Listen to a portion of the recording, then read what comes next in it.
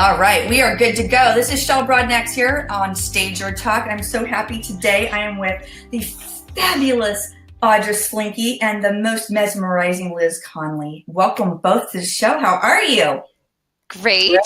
So excited to be here today. This is fun. Me as well. Liz, this is the first time you and I have done anything together. It is. Yeah, this is my first live, so I've never even done Facebook Live, so here we go. Well, we certainly love doing these Stager Talks, and we're going to talk a little bit about doing a preview about RESACON. And so we're having all the speakers on every week, 2 or 3 a week, in order to kind of just give everybody a little bit of preview about what they're going to be talking about and how their sessions can make some impact in your business. So let's start with Liz. Liz, I was super excited when we read your submission, when you submitted to speak at RESACON, because we are always looking for the next level. So I know stagers themselves are always looking for something to get them to the next level. Us at RESACON, we always want to have speakers there, somebody for the newbie, someone for the mid-level, and then somebody for the more seasoned stager. So for you, your session, I thought, was going to be really great for somebody who's kind of mid-level in their business and wanting to take it to the next level. So your topic, tell us a little bit about your topic and why you're doing it. Well, the reason I'm doing it, when we started our company in 2007, I came from a home building background. So I had never heard of home staging until 2006. I had been in the industry for many years. Then the market started to tank. And I was sitting with 63 inventory homes at the time and trying to come up with a creative solution for marketing those. So we started thinking, people go and look at displays every Sunday. They walk through and say, I'm just here to see the decorating. So we decided, let's decorate our spec homes or our market inventory homes. And that's when I started doing research and learned about home staging. So at that time, that was in 06. In 07, Courtney and I started Enhance at Home Staging. And at that time, 100% of our clients were home builders. So we kind of are the opposite of a lot of other stagers, where we started with building.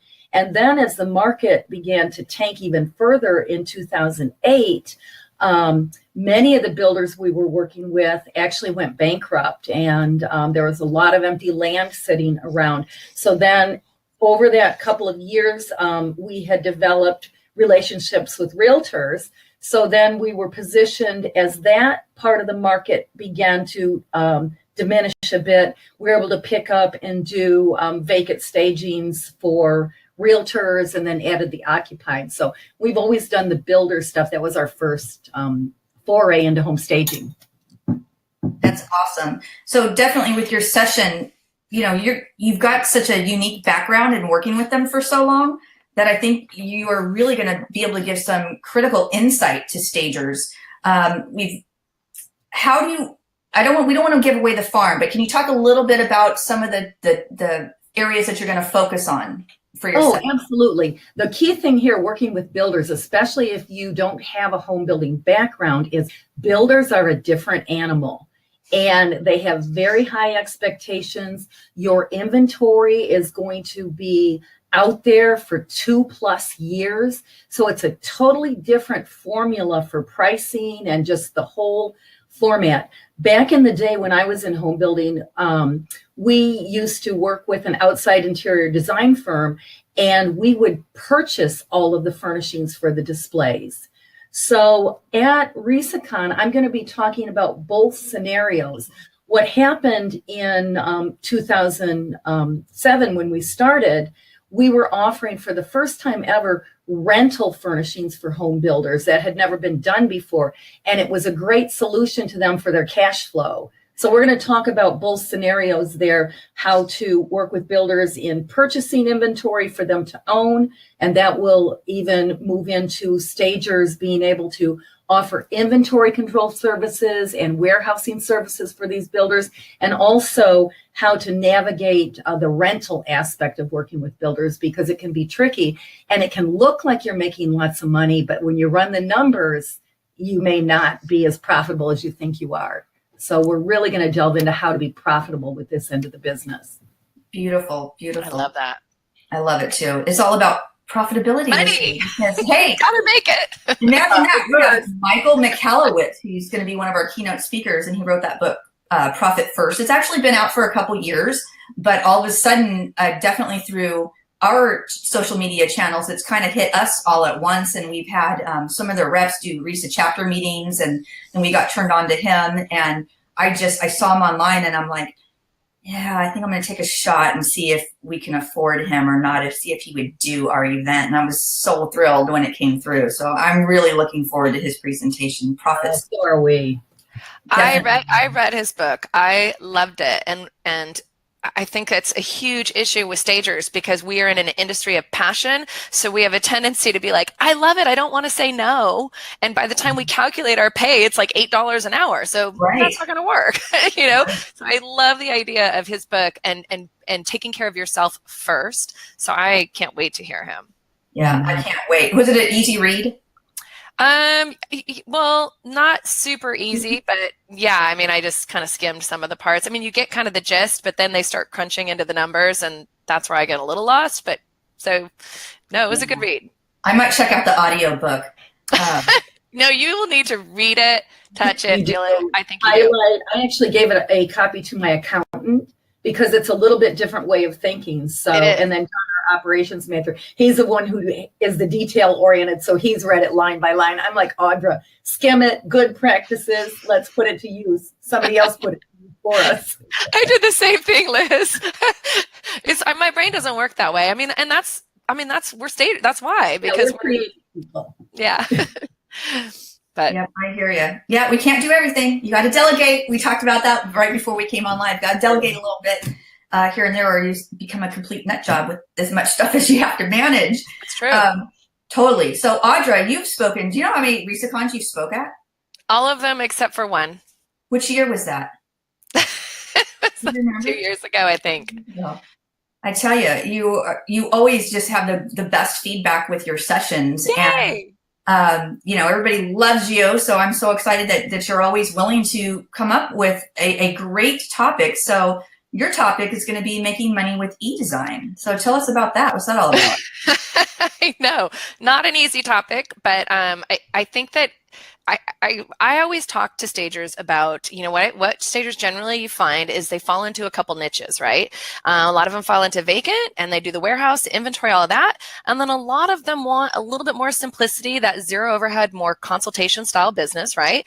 And they do more occupied color consultations. That's one of the reasons why I started that color training, because I kind of wanted something for those stagers, that keeping that business a little bit more simple, a little bit more flexible for themselves, and their timing a little bit more flexible. They still can do some vacants here and there, but a lot of stagers don't want the large warehouse and things like that. So e-design is kind of the next solution for them. Again, a consultation base is kind of a little bit of overhead, not much, but you're basically communicating your expertise, your objective expertise to a client. And you can do it in a lot of different forms. So, I mean, Liz, have you ever struggled with trying to put together kind of a vision for a client? You're telling them the stuff you're going to put in, you're telling them the quality and what it's going to look like. You're trying to explain it, but wouldn't it have been easier if you had something to show them?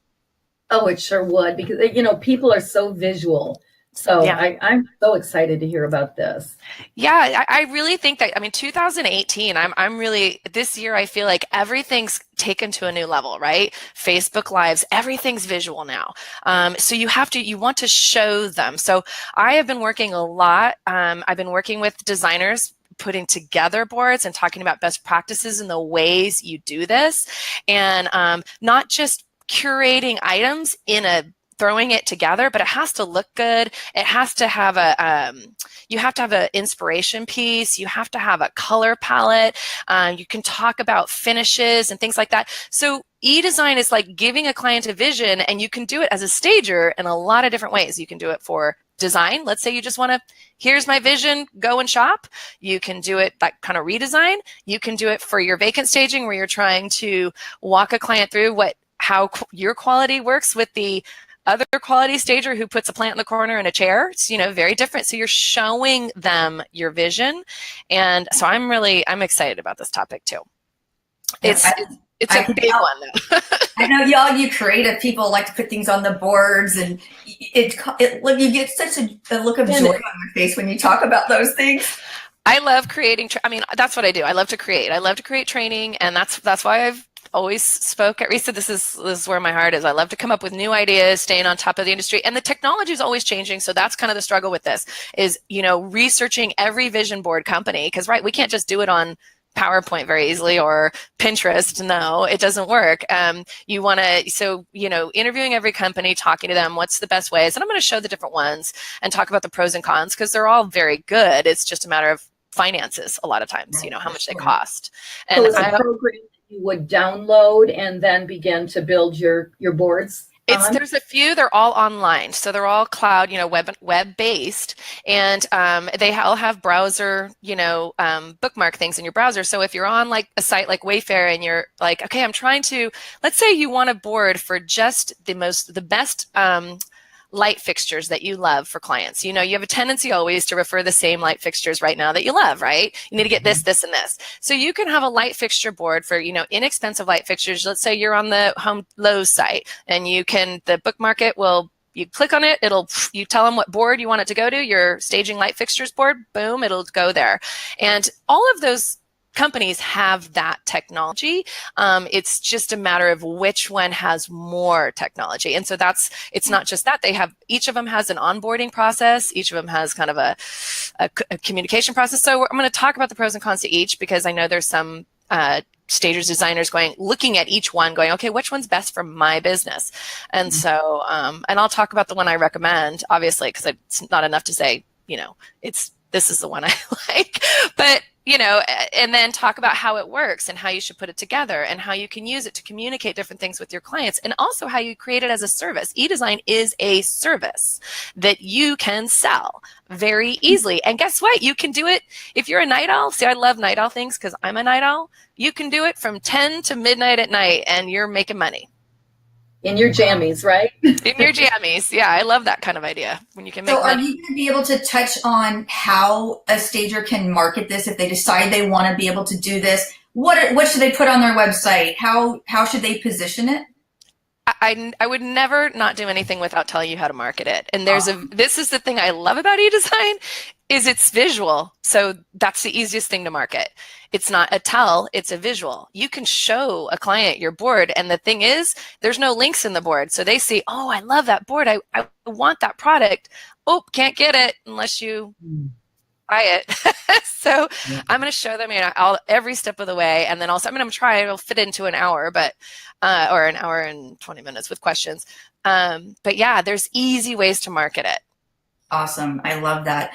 I've always wondered, how people market color consultations, because when you think that somebody's getting a color consultation, what makes up that demographic of a client that would actually pay for that particular service? Because I know where I live, I'm sitting here thinking we just got one stoplight in my town about 7 months ago, and we have a four-way in town, a four-way stop. And here it's like, okay, if somebody moved here and wanted to do color consults, I don't think that anybody here would do that. If somebody lives in an area, how do they figure out who's going to be that client? And how do they figure out to market just a regular color consult? I'm horribly curious on that. Oh, okay. Let me tell you very easily. I spoke on Facebook ads, I want to say 2 years ago at RESA convention. And if people actually took what I told them and did it, oh my gosh. And some people do. It's very easy. So let's say, but Facebook ads are tricky. You're never selling. You cannot sell. So as a color consultant, imagine you're scrolling through your Facebook and you see the sponsored link, but it's a visual of a lot of finishes all next together. Great photo. And it says, remodeling, ? Don't make these 5 mistakes. Get the download for free. Right? These 5 color mistakes. That's your ad. It's got a great curiosity. You can talk about here's 5 color mistakes, and they're expensive mistakes when people are remodeling when it comes to colors and finishes. And here's my download PDF that's going to walk you through don't make these mistakes, right? So then they have a landing page on their site with that. The person puts their money, they get that killer PDF download, 5 mistakes, and it's the color consultant saying, Yeah, gray has undertones, and I see people picking gray granite and they get it in the home and it's violet. That's a problem. So then this is why you need me, because I have tricks where I bring in color boards and we can discuss the undertones and making sure it all works. So, but that doesn't happen overnight. See, it starts with the download, and then it starts with an email, and then it starts with another email, and they're giving information, and then they're saying, okay, and guess what they can do, Shell? They can just say, I want that ad only to go to your town. Yeah. Everybody in your town. How big is your town? 7,500 people. Can I drive 20 minutes and get more people? For sure. Okay. Are people remodeling in your town? They're remodeling. Remodeling is from the houses that I'm looking at online. Well, they need to remodel. Remodeling is hugely on the rise. So color, and people are afraid of color. So color is like the gateway. That's why I love it. That's why I did the training. It's the gateway to design. Yeah, for sure. I love, that's one thing. It's funny. I always tell people that I don't care for the staging aspect. I like creative things, but I like to create creative in another way. So staging the house, karate chopping the pillow, putting the artwork up doesn't make me giddy, doesn't make me giggle, but something better, remodel. Oh, I'm so into it. I love it. We're doing my kitchen right now, and just me picking out, the countertops and the backsplashes and everything I wanted. That really excited me. It is exciting. Liz, you probably make those decisions all the time, right? For buyer or for your builders, are they asking you to make those finish decisions too? We do that quite frequently. Some of our bigger builders, they have on-staff designers, and others utilize us for all the finish. And that's where there's going to be another avenue. Once you start working with builders, you can actually begin helping their buyers with the selection processes for their new homes as well. And then that leads into another revenue stream as far as helping them determine which furnishings are in their existing home are going to work in their new construction home. And then you just become a part of their life virtually, and they move into their new home, and then you help them, select bedding, artwork, any additional furnishings they need. So it's a whole process, not only the builder, that just opens up so many more avenues for a home stager. I can't even imagine. Consultations are huge. That's become such a big part of our business this past year. In fact, we drove 2.5 hours yesterday to Lake the Ozarks to do a color consultation for one of our agents that lives here and has a second home there. And we're just doing that all the time now. And, it's not inexpensive to have me drive 2.5 hours and spend a day making the color consultations. But, I think they've become so aware that paint is money in a can, and 40% of paint sales are made because people made the wrong choice the first time. So it's just all about education and, like you say, continuing to reach out and touch those folks. Yeah, and it's not even just about paint. I mean, we're seeing people, they're doing remodels and making color mistakes on their backsplash, on their granite, on their cabinets. Those are so expensive, those mistakes. And it's sad. And, I did a quick search I always share the search that I did on House. If you go to the forum, on House, and you search up, help, picked wrong color, you'll get like 1 million strings where people, help, I picked the wrong granite color, or help, I picked the wrong paint color, help, how do I fix this? And it makes me sad, because for what, a $300 color consultation, obviously not making someone drive 2 hours, that person could have saved themselves thousands. So yeah, people can't assume to be the experts. That's what we're for, Right. I think a lot of people just don't even know that there are people out there that can help you with those things. Right. I had an attorney friend of mine one time. We were always talking about value and price, and how people don't want to pay for something. And she's got a saying, it says, you can pay me now to do it correctly, or you can pay me later to fix it, whatever you want to do. Yeah. And it's a saying just rings so true for so many fields. Absolutely. Especially now that so many people are also remodeling to maybe sell. in the future, a lot of, baby boomers. And I'm seeing so many of them, unfortunately, make these expensive remodeling mistakes that aren't going to give them that return on investment. If only they brought in a stager, okay, they're not selling for a couple years, but that stager can tell them, okay, do these, 5 cosmetic things. You're going to enjoy them. You're going to live well. You need to update your home, and you're probably going to make, 8% more than you would have if you hadn't done them. So yeah, that's a whole other service. As staging, this is such an exciting time to be in this industry, and it excites me because I hear stagers every day talk about the way their business is exploding in all sorts of directions. A lot of commercial staging, a lot of the color consultations, a lot of design, which is exciting, like full, interesting, not that we're stepping on interior designers' toes, but a lot of times stagers are, in the sense that if you do such a great job on that staging job, that person's going to want you in their new home. They're much more inclined to spend money on that new home. And that's the staging for living aspect. And I think it's, again, about that relationship building. Once you start working with a stager, they do a great job getting your house sold. Why wouldn't you want them to come in to your living environment and work with you? Yeah, they're a partner to your furnishings. I mean, they're intimately aware of what you own, and making all of that work. No, yeah, for sure. So we got a question on Facebook. Carol Bedso Clark said, did Audra address how to market e-design? I have friends and colleagues in other parts of the U.S. Absolutely, Carol. She will be covering that in her session at RESACON. And let me mention, I should have mentioned this on the marketing. The beauty about e-design, especially so you talked about color. You're right. Color, you got to walk into the home. E-design, you don't. So people can be e-designers in your town. You can have 100 of them, right? Because they can reach anybody. Right. And that's the thing I really like about that service, because when you market it and you pick, and the thing about Facebook ads or even about Google, there's different ways to market. You can pick your demographic. You can pick the type of person. And Facebook ads over the last 5 months have really changed and gotten, obviously we've heard, because they're in trouble. I was just in DC when he was there speaking, Mark Zuckerberg, but it's because they know so much about the people, so if you're, so an e-designer can, you can live, I have a lot of my stagers who live in more rural areas, and they're like, how do I add this? And so this is why this has kind of been an organic thing that I'm putting together, and excited to talk about it. Yeah, I'm super excited about it.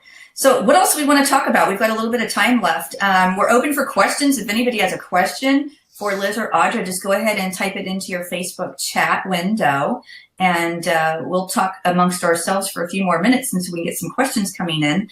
Liz, how many builders, let me ask you this, is there like I'm trying to ask the question, is there a certain amount of builders that a stager should aspire to have in their pocket?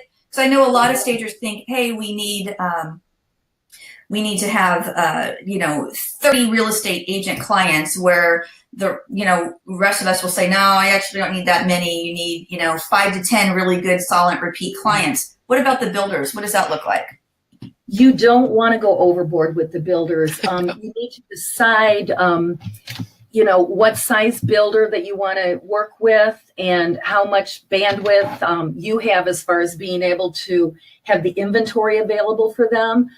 For example, we have, with one builder right now, we have 37 display model homes and spec homes out for one builder right now. Wow. And when you think about those sitting there for 2, 4, maybe 5 years, wow, and they're renting that furniture, there's so many things that come into play. When it comes back after 5 years, it's not in the world's best shape. So I'm going to show everyone how to charge accordingly. It can be very lucrative, but you have to really run your numbers. And we're going to show how to run those numbers to be sure that you're charging correctly, or you can get into big trouble. So, I'd start out small, depending on what size your company is, but we would never want to let more than 30% of our business get into the builder pot. So we're very diverse in 30% of our vacants in home builder, 30% rehab, flipper type clients, and 30% resale. vacant homes. So that's how our vacant division runs, so that we keep a good balance. So if and when, because the market always changes, you've got the flexibility to be able to turn. So I've let some builders go over the years just because they didn't want to pay the price and it wasn't really the right fit. So you have to know what size that builder is, how many they're going to be doing a year, and then go into it that way. So it's kind of a tricky part of the business, but like I said, it can be very lucrative and a great, it pays our overhead. You know, something that I've noticed over the years, Audra kind of I'm echoing somewhere. Hey, I can talk in the meantime. I'm not. Somebody open the Uh-oh.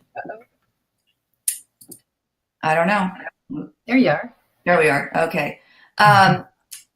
Audra, Technology. Technology. You tapped on it earlier, and I'm sorry I had to close out the Facebook window so I can't see any more chat messages, y'all. You mentioned something about, I lost my train of thought. I got the Facebook window and the phone ringing. I have a question for Liz. Can I ask it? Yeah. Okay, Liz, when you deal with it, so what, I'm really curious because when you talk to builders, because I have this kind of in my training, I'm surprised they would rent for so long and not just buy. I know I get cash flow, but do you offer kind of both options where you guys can sell the inventory? Are you going to talk about that, or rental versus buying? There's so many different ways you can go, but what happened, the rental aspect came about back in 2007, 2008, when they were really hurting financially, and they back in the day we would invest $60,000, $70,000 to furnish a display home. And then nobody was really responsible for the maintenance of the furnishings. So you have the outside moving company come, throw it into a warehouse or go into a garage at a spec home and things. It was always getting damaged. Nobody knew what they owned. So they like the aspect of having somebody else owning it, managing the inventory, installing, removing. But now that home building has really gotten back up to speed over the past couple of years, some of the builders that we worked with on the rental end of it have also, they're now buying their furniture again. So there's both clients out there. And you can give them you talk about both options. Are you going to talk about how to market to builders or how to connect with them? Oh yeah, that's a big part of the program. It sure is, getting to know them, getting involved in the HBA and how to establish yourself. It's one of those things where you kind of get known through the home building industry and get them to, see your professionalism so that they know everybody works with people they like, know, and trust. So yep, we're going to hit on all of that. It's going to be fun. I love it. And I can't wait. I remember what I was going to say. Audra, you had said something earlier about staters being creative and everybody just loves what they do. And so you don't ever want to say no. So you lower the price because you want to get the job or you want to help somebody. And I get that. And I see so many staters get locked into that. And it's okay. You're going to do some things sometimes, but I see people get locked into it, and they get locked into that behavior year after year after year. And Liz, what I love about you is that I use the term, you're running a real company. And I think that a lot of stagers still look at it. They want to be profitable. They have the want, they have the desire, but yet something kind of holds them back because their love for it, instead of, I don't know if do you feel guilty, stagers, that you love something so much that you can't really look at your own business like a legitimate business. But if you do, and you look at it with legitimate policies and procedures, and like Liz says, sometimes you have to let a client go. You have to run your business like a legitimate business, like you go to somebody else that has a legitimate business, or your clients won't even take you seriously. You're absolutely right. And, I think you have to be willing to fire a client. But it took us a while. We had never heard of RESA. I wish I would have known you when we first started in the business. We kind of went it on our own and developed our own policies and procedures. But we have fine-tuned over the past 3 or 4 years since we become involved with RESA. One of the best things we've ever done. It took us really to the next level. And we joke, I didn't take a paycheck the first 9 years in the business. I pumped it all back into the business.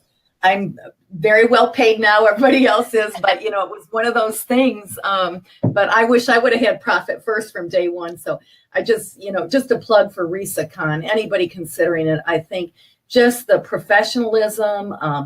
It's twofold. Meeting and networking with other stagers from around the world is just so wonderful. We've made some great friends around the world from attending RESA, and then the knowledge, Audra, who's been doing this for years, and the other speakers you're having, it's worth every penny and then some. And we found just implementing one of the principles that we learned at RESA made us thousands of dollars. It paid for itself. So I just can't stress enough, taking advantage of this wonderful opportunity to come to RESACON. Thank you.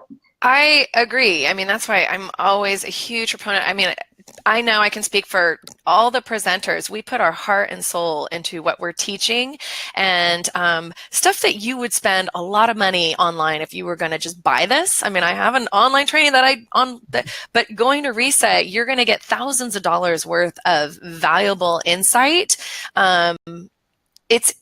It's worth its weight in gold. And not just that, the thing that RESA, I think the huge value that it has when I talk to people who go, and even for myself, is it's that motivation. Because there's sometimes in our businesses, we just feel, or we hear a discouraging word from an agent, and we get a little demotivated. And I just feel like that event motivates people for months afterward, because they can tap back into it. They can remember they met a friend that they've connected with, that they can be accountable to.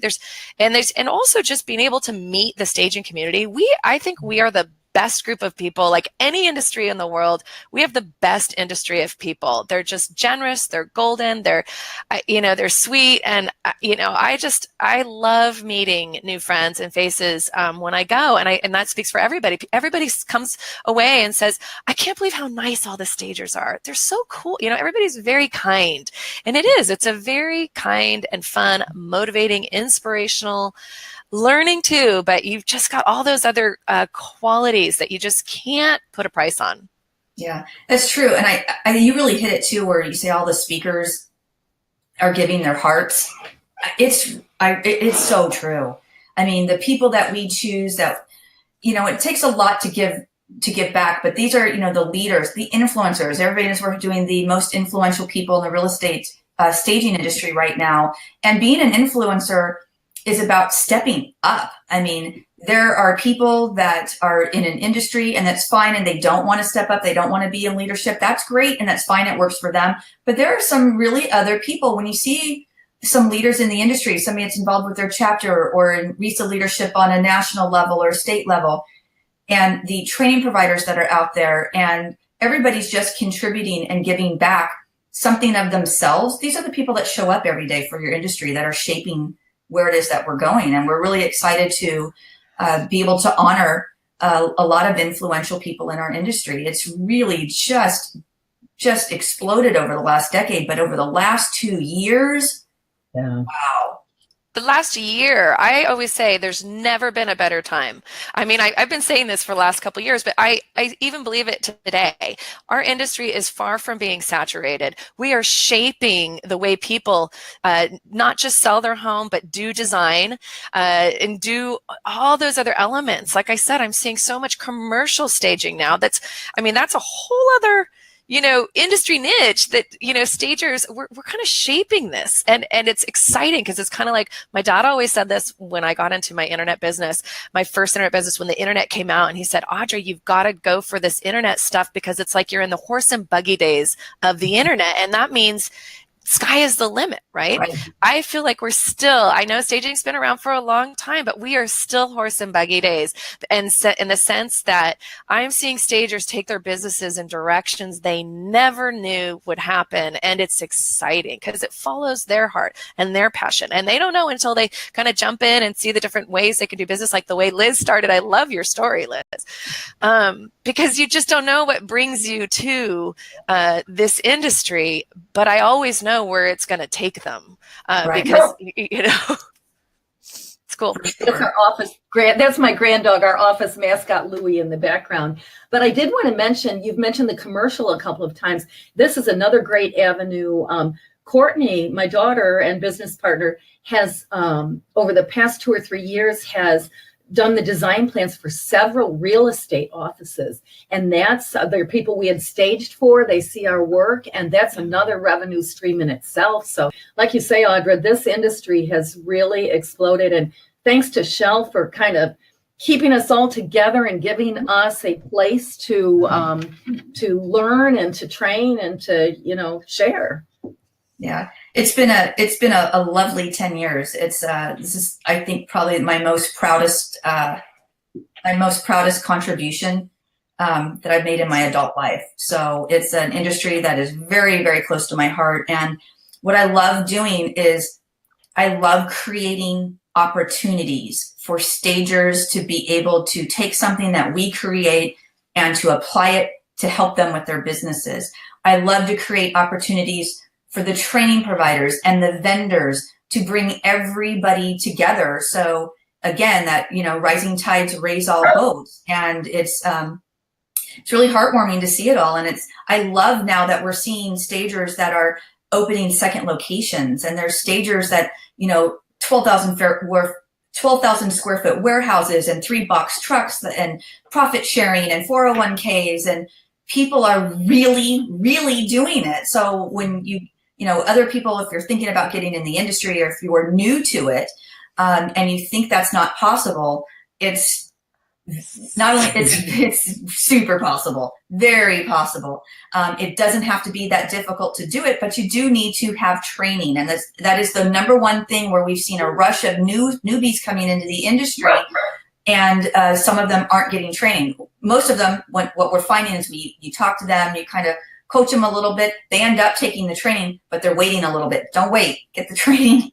You don't know what you don't know. You do not know what you don't know. Hours. It's not about, and sometimes I get calls like that. Do I need a certificate? No, you don't need a certificate. No. The whole point to any certification is that it's saving you thousands. For every dollar it costs, it's going to save you an hour of work, at least. I mean, so. We're not playing house anymore, right? Yeah. Absolutely. I tell you, this all the opportunities that we have within RESA, and we're super excited to get them out to people. And we appreciate everybody's participation. The chapters, I think we're approaching. I should have looked it up before I called on. Gina would know. I think we're starting to get past 45 mark. We have close to 300 leaders now, and as of last night, we had 2,007 members. And so we're just going to keep growing. I just think it's the beginning of it all. We really want to get you to RESACON. Can I just tell you, every time I talk to somebody who won an award, we have Susie Pereiro up in Canada, she won the Rising Star a couple years ago. And then I saw her at an event the following year, and she says, you know, as soon as I got that award, it was like, pew, everything exploded. You know, obviously she did the press releases, she puts it on her website. She uses that to market yourself because it's an accolade that you should be doing. She got into a warehouse and just everything exploded. And lots of other people over the years too, they say that once they make that top 10 list, or they get nominated for something, or they get involved with a chapter, that bam, everything just kind of explodes for them. And it's definitely, I think, a big law of attraction thing too. Those out there doing, you just can't sit and wish for something to happen. But when you start putting those connections together, and the networking and the participating, everything just all of a sudden seems to flood your way. And I love what the chapters are doing. I mean, to each one of those chapter presidents, I mean, so commend. And for anyone who's thinking, well, where do I fit in? They're welcome to the chapter. They're welcome. I mean, you guys at RESA HQ make it very easy, I think, for people to really take a volunteer role. These are all volunteers who have created and shaped our industry. And so proud of them. Kudos to them. They're all kind of still on the ground floor of where this industry is going, and the directions we can go, and they're putting in the time and the work, and they're doing such a good job. And so everybody, even on, you know, whoever listens to this, see where your local chapter is, connect with your local chapter, and look into taking a lead role. Because even from a leadership standpoint, there's so many more, not just winning an award, but doing some sort of volunteerism, not necessarily a chapter president, but maybe, you know, treasurer, PR, secretary. All those roles are key to connecting with your local area. Everything starts from the grassroots level.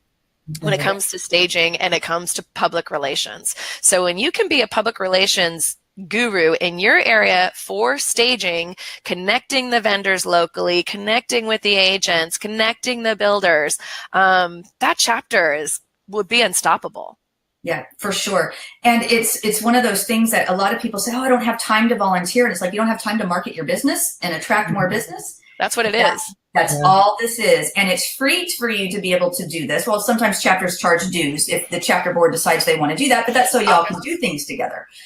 So it's just like the Women's Council of Realtors. That's how we patterned RESA. And it's the same thing. So if you've ever been to a WCR meeting and you see the impact, or even your local association when they have their marketing meetings and whatnot, same concept. They all have boards. They all have their leaders. Now stagers have that as well, and we can all interact together. So it really does help you grow your business. That's how we got to know so many real estate agents. Since we had been in the home building end, we joined the Women's Council of Realtors, and that's where all those relationships were built. So can't stress enough, like you say, you have to be balanced in your time and being involved in the organizations. And like we're involved in St. Jude Dream Home and rebuilding St. Louis together. Get yourself out there and just be a well-rounded individual, and then business will come your way. Yeah, absolutely. Absolutely. Any last words before we wrap up? Just again, as a training provider, I am grateful to RESA. This is why I support RESA, because RESA is the only nonprofit, trade association for our industry. And so that I know of. So I'm really grateful that it's there for everybody who wants to get into staging. And I'm grateful to everyone. I know RESA headquarters, all those hard workers. I talk to them on I love what they're doing. You have people for social media and PR, letting people know about the benefits of staging. You've got people working with the chapters, helping these chapter leaders, kind of giving them guidance. I mean, all of the little areas the stuff that RESA HQ is doing is definitely on the right track. Yeah, thank you. I definitely appreciate it. Absolutely right. I second that all the way. I mean, I think it's just so wonderful that our industry has RESA and something to pull us all together and to just encourage and, keep this industry growing as it has been. It's been exponential. So thank you. Well, thank you all for everything that you do to give back to the industry. And if you are a stager out there, or you're thinking about getting into staging, if you're new, if you're mid-level, if you're seasoned, you're thinking about getting to RESACON and you're on that fence, man, I'm telling you, jump off that fence, run, don't walk to your keyboard, and go to resaconvention.com and sign up today. Pricing is going to go up. I knew it's going to go up June 20th. We'll have our last minute pricing. So right now, if you're a RESA member, it's $525. If you're a non-member, it's $705, but you can get the RESA pricing if you join RESA for only $130 a year, and you still save money on that.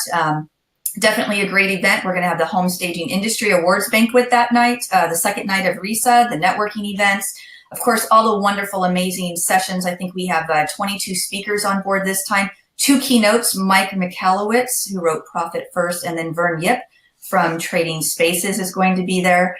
And lots of things planned for everybody, and it's going to be a spectacular event. So check it out. If you have questions, certainly give staff a call. We have 5 full-time staff members that are here to help you all the time. And that's it. Thank you for everybody for being on board today. Liz, Audra, it's always a pleasure. And everybody else, until next time, happy staging. Thanks, Shell. Thanks, Liz. Take care. See you at RESACON. Bye. I'll see you there.